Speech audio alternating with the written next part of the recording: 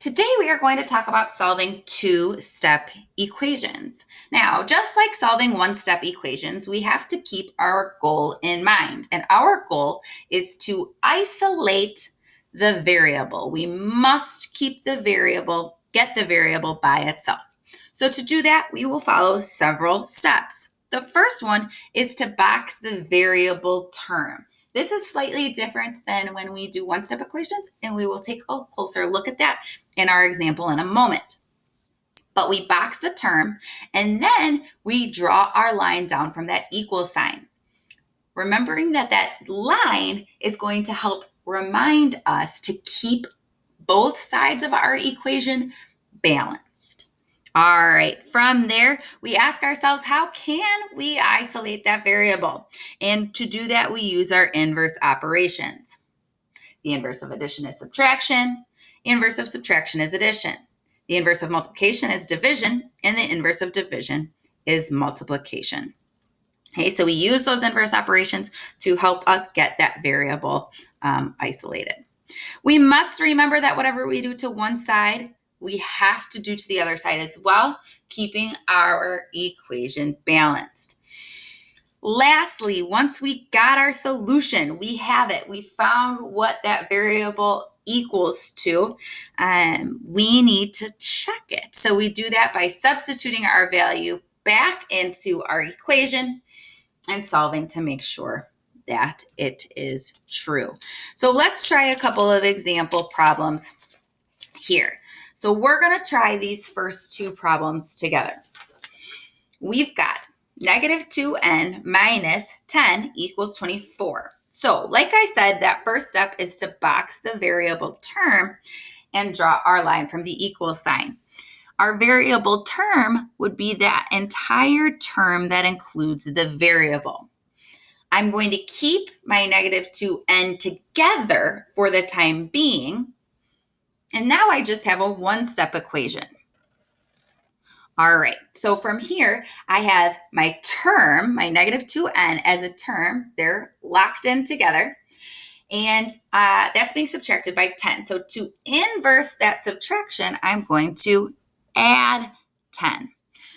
Now, if I have, I'm taking away 10 and I add 10 back, I'm back where I started, so those cancel each other out. Here, I add 10. I added 10 on this side. I must do that on this side.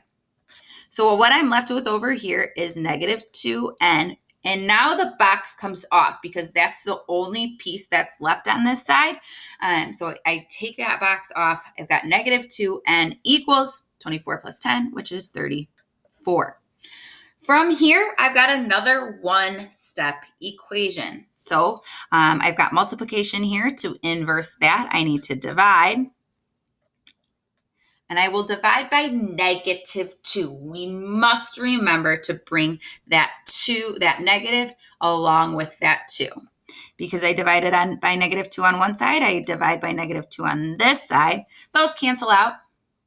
I'm left with n equals 34 divided by negative 2, which is negative 17. This is my solution, but we're not done yet. I still need to go back and plug those in. So let's do that here. I've got negative 2n minus 10 equals 24. So my solution tells me that n should equal negative 17. So I take negative 2 times negative 17 minus 10 equals 24. And now I solve.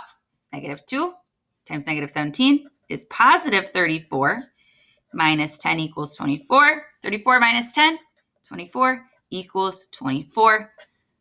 We're good to go. All right, let's try the second problem here. We've got x divided by 5 plus 3 equals 13. Again, this term gets put in that box, okay, the whole variable term. I draw my line. Now, I've got that one-step equation here. I have adding 3 here, so I need to subtract 3. Those cancel. I do it on both sides. 13 minus 3 is 10. On this side, I'm left with only x divided by 5, so they can come out of my box, and I can have a new one-step equation. I've got division here. So to inverse that, I will multiply. Because I have a dividing by 5 and a multiplying by 5. Those cancel. I multiply by 5 over here. I've got my variable alone now.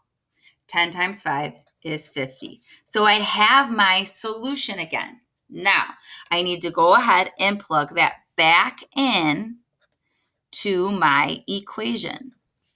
50 divided by 5 plus 3 should equal 13. 50 divided by 5 is 10 plus 3. 10 plus 3 is 13. So those check out.